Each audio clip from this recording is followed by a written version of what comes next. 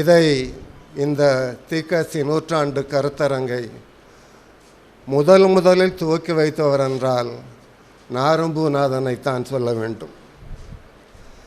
சிந்துபூந்துரை மூட்ட அரங்கில் அந்த 2024 மார்ச் 24 அல்லது 25ஆம் நாள் தமிழ்நாடு முற்போக்கு எழுத்தாளர் கலைஞர்கள் சங்கம் சார்ந்து அவர் துவக்கி வைத்த இந்த தூக்கசி நூற்றாண்டு கருத்தரங்கம் இன்று சாகித்ய அகாதமியும் திருநெல்வேலி பொதிகை தமிழ்ச்சங்கமும் இணைந்து நடத்துகிற ஒரு நல்ல நிகழ்வாக இங்கே நிகழ்ந்து கொண்டிருக்கிறது.